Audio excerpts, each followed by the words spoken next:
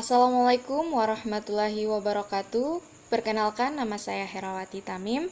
Pada video ini, saya dan teman-teman saya akan memaparkan materi tentang pendekatan pembelajaran dan model-model pembelajaran IPA.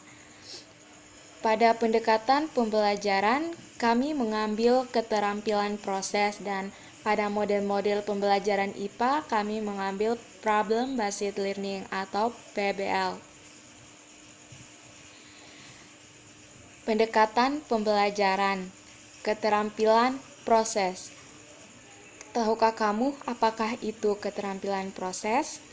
Keterampilan proses adalah keterampilan yang diperoleh dari latihan kemampuan-kemampuan mental, fisik, dan sosial yang mendasar sebagai penggerak kemampuan-kemampuan yang lebih tinggi. Kemampuan-kemampuan mendasar yang telah dikembangkan dan telah terlatih lama-kelamaan akan menjadi suatu keterampilan. Selanjutnya, pendekatan keterampilan proses. Sedangkan pengertian pendekatan keterampilan proses adalah cara memandang anak didik sebagai manusia seutuhnya. Cara memandang ini dijabarkan dalam kegiatan belajar mengajar, memperhatikan, mengembangkan pengetahuan, sikap, nilai, serta keterampilan. Ketiga unsur itu menyatu dalam suatu individu dan terampil dalam bentuk kreativitas. Pendekatan keterampilan proses merupakan pendekatan belajar mengajar yang mengarah kepada pengembangan kemampuan mental, fisik, dan sosial yang mendasar sebagai penggerak kemampuan yang lebih tinggi dalam diri individu siswa. Pendekatan keterampilan proses sebagai pendekatan yang menekan pada penumbuhan dan pengembangan sejumlah keterampilan tertentu pada diri peserta didik agar mereka mampu memproses informasi sehingga ditemukan hal-hal baru yang bermanfaat, baik berupa fakta, konsep, maupun pengembangan sikap dan nilai. Keterampilan proses sains. Sejarah ilmu pengetahuan adalah bagian dari sejarah. Bagaimana para ilmuwan datang untuk melihat dunia yang mereka pelajari. Eksperimentasi dan observasi ilmiah datang untuk didefinisikan oleh latihan dari sebuah proses yang disebut metode ilmiah. Keterampilan yang mendasari premis yang mengatur metode ilmiah disebut sebagai keterampilan proses sains. Selanjutnya, tujuan pengajaran sains dalam keterampilan proses sains.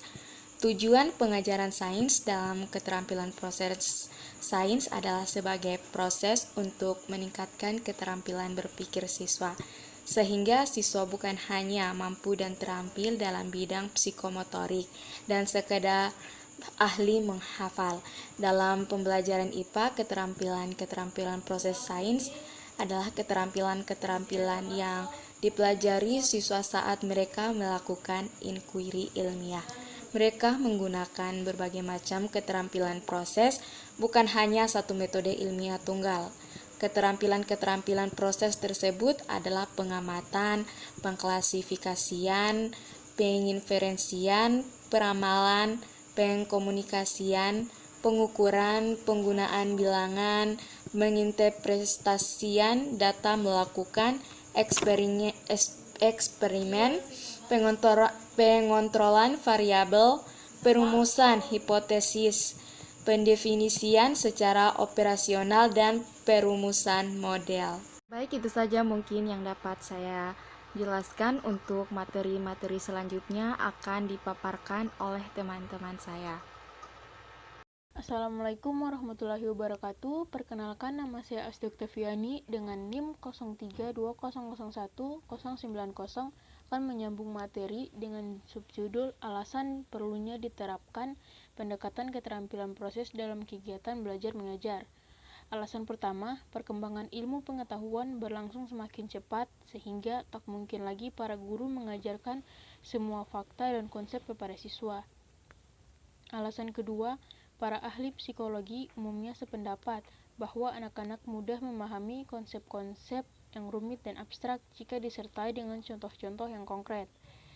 Wajar sesuai dengan situasi dan kondisi yang dihadapi, dengan mempraktikkan sendiri upaya penemuan konsep melalui perlakuan terhadap kenyataan fisik, melalui penanganan benda-benda yang benar-benar nyata. Alasan ketiga, penemuan ilmu pengetahuan tidak bersifat mutlak 100%. Penemuannya bersifat relatif. Alasan terakhir, dalam proses belajar mengajar, yogianya pengembangan konsep tidak dilepaskan dari pengembangan sikap dan nilai dalam diri anak didik. Selanjutnya, subjudul kedua yaitu keterampilan proses diklasifikasikan menjadi dua, yaitu pertama, keterampilan proses dasar dan keterampilan terintegrasi. Keterampilan proses dasar. Keterampilan proses dasar meliputi kegiatan yang berhubungan dengan observasi, klasifikasi, pengukuran, komunikasi, prediksi, inferensi. Bila kita kaji lebih lanjut sebagai berikut. 1. Observasi. Melalui kegiatan mengamati, siswa belajar tentang dunia sekitar yang fantastis. Manusia mengamati objek-objek dan fenomena alam dengan melibatkan indera penglihat, pembau, pengecap, peraba, dan pendengar. Kedua, klasifikasi. Sejumlah besar objek, peristiwa, dan segala yang ada dalam kehidupan di sekitar. Lebih mudah dipelajari apabila dilakukan dengan cara menentukan berbagai jenis golongan, menggolongkan dan mengamati persamaan, perbedaan, dan hubungan serta mengelompokkan objek berdasarkan kesesuaian dengan berbagai tujuan. Ketiga, komunikasi. Manusia mulai belajar pada awal-awal kehidupan bahwa komunikasi merupakan dasar untuk memecahkan masalah. Keterampilan menyampaikan sesuatu secara lisan maupun tulisan termasuk komunikasi.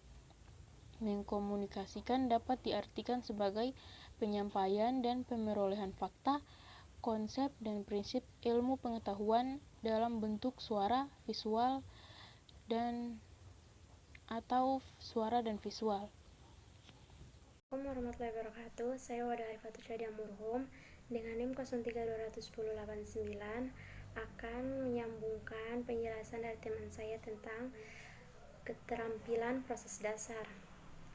Yang keempat, pengukuran. Mengukur dapat diartikan sebagai membandingkan yang diukur dengan satuan ukuran tertentu yang telah ditetapkan sebelumnya. Keterampilan dalam menggunakan alat dalam memperoleh data dapat disebut pengukuran. Yang kelima, prediksi.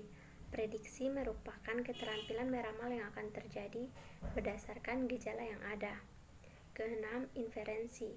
Melakukan inferensi adalah menyimpulkan. Ini dapat diartikan sebagai suatu keterampilan untuk memutuskan keadaan suatu objek atau peristiwa berdasarkan fakta, konsep, dan prinsip yang diketahui. Keterampilan terintegrasi. Keterampilan terintegrasi merupakan perpaduan dua kemampuan keterampilan proses dasar atau lebih. Keterampilan terintegrasi terdiri atas mengidentifikasi variabel, tabulasi, grafik, deskripsi hubungan variabel, perolehan dan proses data, analisis penyelidikan, hipotesis, eksperimen. Bila kita kaji lebih lanjut sebagai berikut. Yang pertama, identifikasi variabel. Keterampilan mengenal ciri khas dari faktor yang ikut menentukan perubahan. Dalam penyelidikan ilmiah, para ilmuwan sering mengendalikan variabel eksperimen atau penelitian. Yang kedua, tabulasi. Keterampilan mengenal ciri khas dari faktor yang ikut menentukan perubahan. Dalam penyelidikan ilmiah, para ilmuwan sering mengendalikan variabel eksperimen atau penelitian. Yang ketiga, grafik. Keterampilan penyajian dengan garis tentang turun naiknya sesuatu keadaan. Keempat, deskripsi. Hubungan variabel. Keterampilan membuat sinopsis atau pernyataan hubungan faktor-faktor yang menentukan perubahan. Variabel adalah faktor yang berpengaruh. Sebagai contoh, guru dapat melatih anak-anak dalam mengendalikan variabel untuk membuktikan bahwa tanaman jagung yang diberi pupuk akan lebih cepat tumbuh. Assalamualaikum warahmatullahi wabarakatuh. Perkenalkan, nama saya Herawati Tamim. Saya dari Fakultas Keguruan dan Ilmu Pendidikan, Program Studi Pendidikan Guru Sekolah Dasar Universitas Muhammadiyah Buton. Pada video ini, saya akan melanjutkan materi yang telah dipaparkan oleh teman saya sebelumnya. Baik, untuk mempersingkat waktu, langsung saja saya masuk ke materinya. Tujuan pengajaran dengan keterampilan proses. Tujuan mengajar merupakan pangkal tolak keberhasilan dalam mengajar. Makin jelas tujuan rumusan, makin mudah penyusunan rencana dan melaksanakan kegiatan belajar siswa di bawah bimbingan guru. Siswa dapat belajar dengan baik dalam suasana yang wajar, tanpa tekanan dan dalam kondisi yang merangsang untuk belajar. Mereka memerlukan bimbingan dan bantuan untuk memahami bahan pelajaran dalam berbagai kegiatan belajar. Selanjutnya, model pembelajaran Problem Based Learning atau PBL. Problem Based Learning atau PBL adalah metode pengajaran yang bercirikan adanya permasalahan nyata sebagai konteks untuk para peserta didik belajar berpikir kritis dan keterampilan memecahkan masalah dan memperoleh pengetahuan. Selanjutnya, model pembelajaran Problem Based Learning atau PBL dalam kurikulum 2013 memiliki tahapan sebagai berikut. Yang pertama, orientasi peserta didik terhadap masalah. Pada tahap ini, guru harus menjelaskan tujuan pembelajaran dan aktivitas yang akan dilakukan agar peserta didik tahu apa tujuan utama pembelajaran, apa permasalahan yang akan dibahas, bagaimana guru akan mengevaluasi proses pembelajaran. Yang kedua, mengorganisasikan peserta didik. Pada tahap ini, guru membantu peserta didik mendefinisikan dan mengorganisasikan tugas belajar yang berhubungan dengan masalah yang telah diorientasi. Misalnya, membantu peserta didik membentuk kelompok kecil, membantu peserta didik membaca masalah yang ditemukan pada tahap sebelumnya, kemudian mencoba untuk membuat hipotesis atas masalah yang ditemukan tersebut. Selanjutnya, membimbing penyelidikan individu dan kelompok. Pada tahap ini, guru mendorong peserta didik untuk mengumpulkan informasi sebanyak-banyaknya dan melaksanakan eksperimen, menciptakan dan membagikan ide mereka sendiri untuk mendapatkan penjelasan dan pemecahan masalah. Selanjutnya, mengembangkan dan menyajikan hasil karya. Pada tahap ini, guru membantu peserta didik dalam menganalisis data yang telah terkumpul. Pada tahap sebelumnya, sesuaikah data dengan masalah yang telah dirumuskan, kemudian dikelompokkan berdasarkan kategorinya. Baik, itu saja mungkin yang dapat saya jelaskan. Lebih dan kurangnya mohon dimaafkan. Untuk materi selanjutnya akan dijelaskan oleh teman saya. Saya akan menjelaskan, menganalisis, dan mengevaluasi proses pemecahan masalah. Pada tahap ini, guru meminta peserta didik untuk merekonstruksi pemikiran dan aktivitas yang telah dilakukan selama proses kegiatan belajarnya. Guru dan peserta didik menganalisis dan mengevaluasi terhadap pemecahan masalah yang dipresentasikan setiap kelompok. Kemudian saya akan menjelaskan tujuan model PBL. Yang pertama, untuk mendorong kerjasama penyelesaian tugas antar siswa. Kedua, memiliki elemen-elemen belajar mengajar sehingga mendorong tingkah laku pengamatan siswa dan dialog dengan lainnya. Tiga, melibatkan dan menyelidiki pilihan sendiri yang memungkinkan mereka memahami dan menjelaskan fenomena dunia nyata. 4. Melibatkan ranah kognitif, efektif, dan psikomotorik pada siswa secara seimbang, sehingga hasilnya bisa lebih lama diingat oleh siswa. Kelima, dapat membangun optimisme siswa bahwa masalah adalah suatu yang menarik untuk dipecahkan. bukan suatu yang harus dihindari. Kemudian kelebihan PBL. Yang pertama, siswa lebih memahami konsep yang diajarkan sebab mereka sendiri yang menentukan konsep tersebut. 2. Melibatkan secara efektif, memecahkan masalah, dan menuntut keterampilan berpikir siswa yang lebih tinggi. 3. Mengetahui tertanam berdasarkan skema yang dimiliki oleh siswa, sehingga pembelajaran lebih bermakna. Kemudian kekurangan PBL.